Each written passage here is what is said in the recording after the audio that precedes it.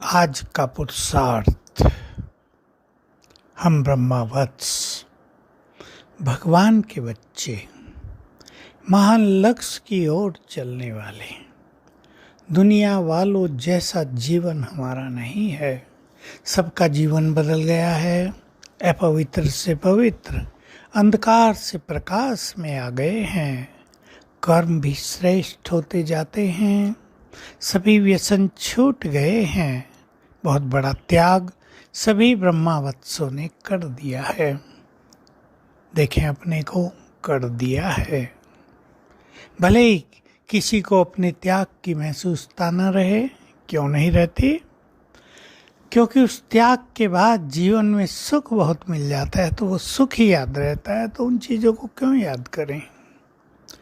उस सुख के सामने वो त्याग लगता ही नहीं है। अब बाबा चाहते हैं, शिव बाबा चाहते हैं, मेरे बच्चे सभी मेरे समान बन जाएं, तो देवकुल की सभी आत्माएं, सतयुग त्रेता युग की सारी प्रजा बाबा से मिलन करने आ जाए, आकर्षण हो जाए। इसके लिए हमारे जीवन में सब कुछ अलौकिक होना चाहिए। लौकिक दुनिया में हम रहते हैं। पहले ध्यान दें, क्या हमारी दृष्टि वैसी ही है जैसी लौकिक दुनिया वालों की होती है, या दृष्टि में अलौकिकता आ गई है? वे देह को देखते हैं, देह का सोचते हैं, देह की ओर आकर्षित होते हैं, विषय विकारों में रहते हैं। हम देह में स्थित चेतन मणि आत्मा को देखते हैं। हमारी दृष्टि आत्मिक हो गई है, हमारा आकर्षण समाप्त हो गया है। ये अलौकिकता होगी।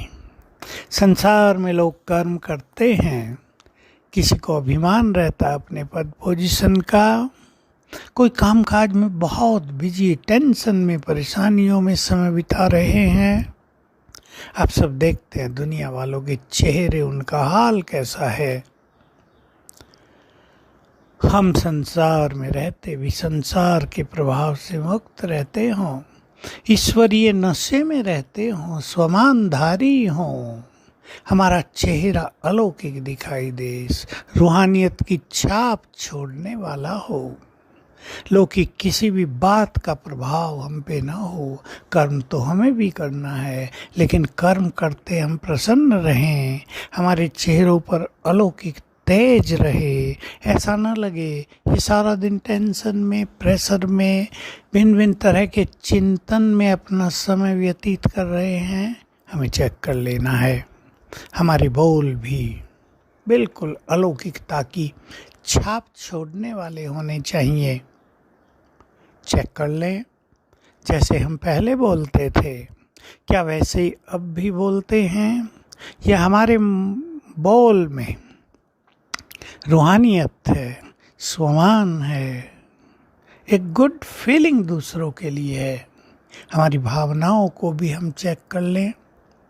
हमारे मन में शुभ चिंतक, शुभ चिंतन, शुभ भावना और श्रेष्ठ वृत्तियाँ, श्रेष्ठ स्मृतियाँ समाई रहती हैं। बहुत सुंदर चीज़ है कि हमारा चित्त दूसरों के लिए शुभ भावनाओं से भर जाए। हमारा चिंतन भी शुभ चिंतन हो जाए, यानी अच्छा चिंतन हम करने लगें। बहुत अच्छा सारा दिन सोचते हों, किसी के लिए हमारे मन में वैर भाव की कोई फीलिंग ना हो, सब आत्मा नजर आए, आत्मिक भाव, अपनेपन का भाव हमारे चित्त में समा गया हो, हम आत्मिक स्वरूप में स्थित होने का अभ्यास करते हों। ये हमारी पहली श्रेष्ठ स्मृति है। तो ये चार चीजें, शुभ चिंतन, शुभ भावना, श्रेष्ठ चिंतक और श्रेष्ठ स्मृति, हमें अलौकिकता प्रदान करेगी। और जितना जितना हम योग युक्त रहेंगे, यानी योग के अभ्यास में रहेंगे, जितना सांसारिक आकर्षणों से दूर रहेंगे, हमारी मन की शक्तियाँ अलौकिक और बहुत शक्तिशाली होती जाएंगी।